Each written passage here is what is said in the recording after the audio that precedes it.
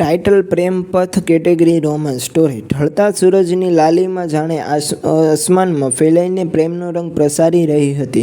મોસમના પહેલા દિવસથી મહેકતી માટીની ખુશ્બુથી પણ શ્વાસમાં પ્રેમાલાપ રટાતો હતો. એક પ્રેમી અને એક પ્રેમિકા પરસ્પરની હથેળીને આંગળીઓથી સીવીને બંનેના બદનમાંથી પ્રવાહી થતા પ્રેમના સ્પર્શને માણી રહ્યા હતા. બંને મૌન હતા, પણ એ મૌનમાં પ્રેમરસના કંઈ કેટલાય સ્વાદ હતા, જે બંનેની દ્રષ્ટિમાંથી છલકાતા હતા. મુખ્ય રસ્તાથી થોડે દૂર નાનકડી ટેકરી પર ઘૂમતા લાલ ચટાક ફૂલોથી શોભતા સોહામણા ગુલમોહર નીચે સાવ અડોઅડ બંને બેઠા. પ્રિયમતાના ડાબા હાથની સખત હથેળીના આલિંગનમાં પ્રિયમતાની સુકોમળ કલમદિત સમી ગુલાબી હથેળી વધુ લાલાશ પકડી રહી હતી. બંનેના હોઠ પર પરસ્પરને પામ્યાના પ્રેમાનંદનું સુમધુર સ્મિત રમતું હતું.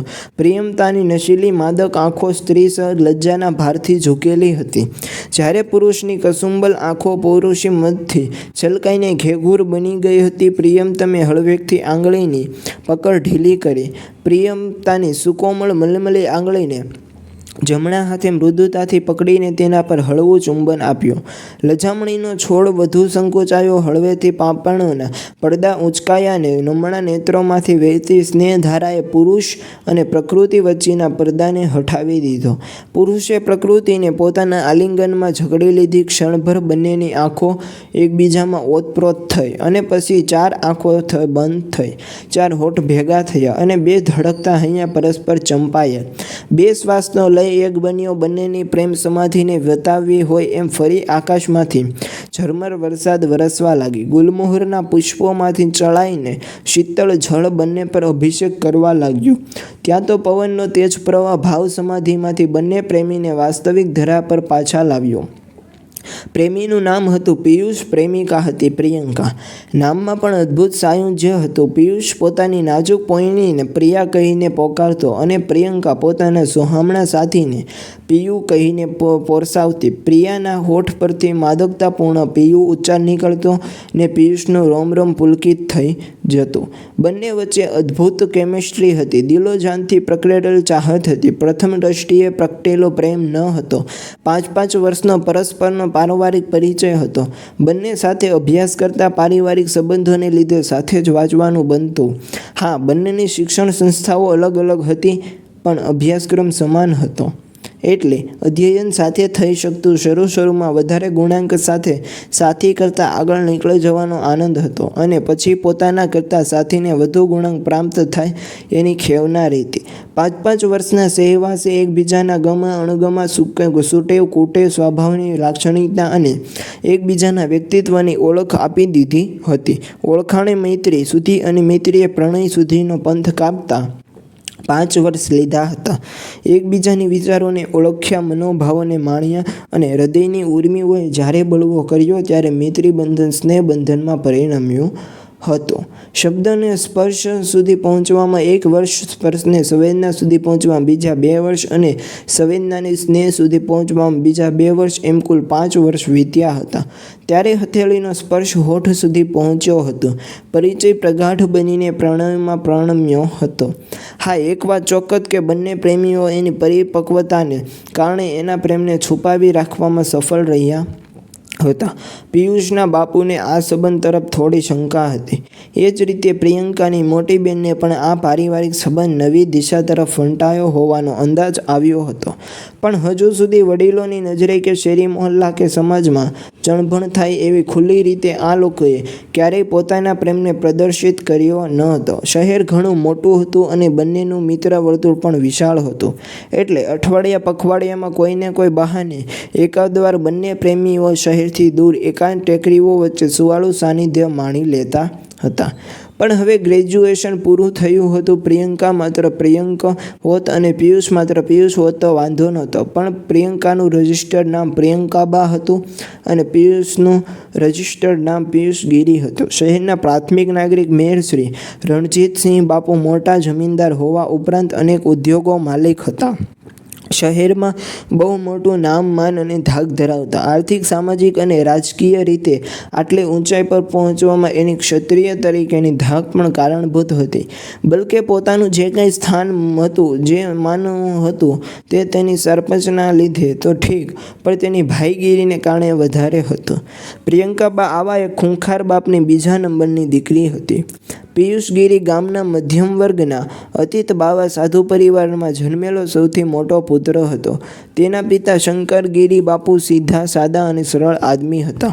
તેઓ સાલસ અને મિલનસાર સ્વભાવના સાધુ પુરુષ હતા. રણજીતસિંહે પોતાના બંગલાની બાજુમાં જ બનાવેલા શિવ મંદિરમાં પૂજારી માટે બનાવેલી સુવિધાપૂર્ણ નિવાસ વ્યવસ્થામાં રણજીત બાપુની મહેરબાનીથી સુખરૂપ સપરિવાર જીવતા હતા. મંદિરની આવક સારી એવી હતી અને શંકરગીરીના ભજન કીર્તન ભક્તિને કારણે સમાજમાં તેનું એક આદરપૂર્ણ સ્થાન હતું. પ્રિયંકાબા અને પુરુષગીરી એક જ સમાજના સામસામા છેડાના માનવી હતા. રણજીતસિંહને શંકરબાપુ પર પૂરો ભરોસો હતો. તેઓ તેને સાધુ બાવા સમજીને ક્ષત્રિય તરીકે પોતાના આશ્રિત હોવા છતાં આદરપૂર્વક તેને રાખતા. ક્ષત્રિય સમાજની દીકરીને મર્યાદાપૂર્ણ વ્યવહાર દાખવવો પડતો, પણ પાડોશી બાવાજીના પરિવાર સાથે ઉદારતાપૂર્ણ ધરોબો હતો અને એટલે જ પિયુષ અને પ્રિયંકા આસાનીથી મળી શકતા હતા. પણ હવે પરિસ્થિતિ સંભાળવાની હતી. ગ્રેજ્યુએશન પછી પ્રિયંકાના વિવાહ માટે રણવીરસિંહ પોતાની બરાબરના ક્ષત્રિય ખાનદાનમાં તેનું લગ્ન ગોઠવવા માંગતા હતા. હવે આગળ અભ્યાસ કદાચ પ્રિયંકા માટે શક્ય બનવાનો ન હતો અને પિયુષને હવે કોઈ પ્રોફેશનલ કોર્સમાં પ્રવેશ મેળવી અથવા સ્પર્ધાત્મક પરીક્ષા ઉત્તીર્ણ કરી નોકરી મેળવવાની હતી. આર્થિક, સામાજિક, સાંસ્કૃતિક અને પારિવારિક અસમાનતાથી બહુ મોટી ખાઈ બંને વચ્ચે હતી, જે ઓળંગી શકવાનું સામાન્ય ન હતું, બલકે લગભગ અશક્ય હતું. બેમાંથી એકેય પોતાના પરિવારમાં બંનેના સંબંધની વાત મૂકવાનું સાહસ કરી શકે એમ નહોતા. આજ પછી ઉનાળુ વેકેશન શરૂ થવાનું હતું અને પ્રિયંકાબાના વેવિશાળ માટે ઘરમાં ચર્ચાઓ શરૂ થઈ ગઈ હતી. ત્યારે બંને પોતાના સંબંધોને કોઈ નક્કર અંજામ સુધી પહોંચાડવાનો સમય આવી પહોંચ્યો હતો. ભાવ સમાધિમાંથી બહાર આવી બંને વાસ્તવિકતાની ધરતી પર આવ્યા. ત્યાં તો પ્રિયંકાની આંખોમાં આંસુ છલકાયા અને પિયુષની આંખમાં વિષાદ ઉમટ્યો. વાતનો પ્રારંભ કરતા પિયુષે કહ્યું, પ્રિયા, મેં તારા પિતાને વાત કરી. એ સાધુ પુરુષ ગુસ્સે તો ન થયા, પણ કરુણાભરી દ્રષ્ટિથી મારી સામે જોયો અને એટલું જ બોલ્યા કે બેટા, આપણે જેના આશ્રિત છીએ એની મરજી વિના આ સંબંધ શક્ય નથી. વળી તારો નાનો ભાઈ અને તારી નાની બહેન આ શહેરમાં રહીને જ અભ્યાસ કરે છે. કોઈ સંજોગોમાં હું કદાચ રણજીતસિંહને તારી અને પ્રિયંકાબા વચ્ચેના સંબંધની વાત કરું તો મને બીક છે કે આપણા સુખી સંસાર અને નાનકડો માળો વિખાઈ જશે. છતાં જો તું કહેતો હોય તો વાત કરું, પછી તો હોય સોય જો રામ રચી રાખા. પિયુષની વાત પ્રિયંકા નીચી નજરે સાંભળતી હતી. એણે આંસુભરી પાંપણો ઉંચકી પિયુષને કહ્યું, હું સમજી શકું છું. મેં પણ મારી મોટી બહેનને વાત કરી. એનું વેવિશાળ થઈ ચૂક્યું છે. જો આ સંબંધ જાહેર થાય તો એ વેવિશાળ પણ કદાચ તૂટી જાય. એના બે નાના ભાઈ હજી 10મા 12મામાં છે, પણ સિંહના બચ્ચા છે. કદાચ આપણે એને, ખાસ કરીને પિયુષને અને તેના કુટુંબને ઘણું બધું રહેવું પડશે. અને ભલે ચૂકે જો બાપુ સુધી વાત પહોંચી તો ખેલ ખલાસ. તમારા બંનેના જીવનના પણ કદાચ જોખમમાં મુકાઈ જશે. મારા દીદી મારા તરા ખંભે માથું ઢાળી અને રોઈ પડી અને એટલું જ કહ્યું કે આ વાત તદ્દન અસંભવ છે. પ્રિયંકાએ રુદનભર્યા સ્વરે વાત પૂરી કરી. બંનેના હૃદયની વેદના આંસુ બનીને વહી રહી હતી. સમય સરતો જતો હતો. બંને નિઃશબ્દ બની અસહાય દ્રષ્ટિથી એક જ નામ જોયું. અંતિમ વાર શ્વાસલેશનમાં સમાયા. પિયુએ પ્રિયાને પ્રેમ વર્ષમાં ભીંજાવી દીધી. પ્રિયા પણ ભાન ભૂલીને પિયુના પ્રેમનું આંકટ પાન કરતી રહી. ઘણું મોડું થઈ ચૂક્યું હતું. બંને છૂટા પડ્યા. ભગ્ન હૈયે અને ભાંગેલા પગે બંને ધીરે ધીરે અલગ અલગ રસ્તેથી પોતાના ઘર તરફ વળ્યા. થવાનું હતું એ જ થયું. પ્રિયંકાબાના લગ્ન લેવાયા. ક્ષત્રિય રિવાજ અનુસાર દુલ્હાની તલવાર સાથે ફેરા ફરીને પ્રિયંકાબા કારમાં સાજન માજન સાથે સ્વસુર ગૃહે જવા નીકળ્યા. વચ્ચે એ જ ટેકરીથી થોડે દૂર એણે ગાડી ઊભી રખાવી. થોડીવારમાં આવું છું કહી અને કોઈ કંઈ સમજે તે પહેલાં ટેકરી પરના ગુલમહોર વૃક્ષ નીચે પહોંચીને પ્રિયંકાબા ઢળી પડ્યા. પિયુનો વિરહ સહન નહીં થઈ શકે અને પોતે એકવાર જેને પોતાના મનથી વરી ચૂકી છે એ સિવાયના પારકા પુરુષને પોતાનો દેહ નહીં આપી શકે એવું લાગતા પિયુ સાથેના પોતાના પ્રિય મિલન સ્થાન પર પહોંચતા જ પ્રિયંકાબાનું કોમળ હૃદય સદાયને માટે ધબકતું બંધ થઈ ગયું. રણજીતસિંહ અને તેના વેવાઈના પરિવાર પર જાણે આપ તૂટી પડ્યો. કોઈને કશી જ સમજણ ન પડી આ કેમ બન્યું. એ ઈશ્વર સિવાય માત્ર પ્રિયંકા, તેની દીદી, પિયુષ અને શંકરબા એમ 4 જણા જાણતા હતા. શહેરમાં જાણ થતાં જ રણજીતસિંહના પરિવારના દુઃખમાં ભાગીદાર બનવા લોકો ઉમટી પડ્યા. ડૉક્ટરે તપાસ કરાવીને જણાવ્યું હતું કે હૃદય બંધ થઈ જતાં પ્રિયંકાબાનું અવસાન થયું છે. મૃત્યુનું રહસ્ય પ્રિયંકાબાની ચિતા સાથે અને સત્ય જાણે ચારેય વ્યક્તિના હૈયામાં ધરબાઈ ગયું.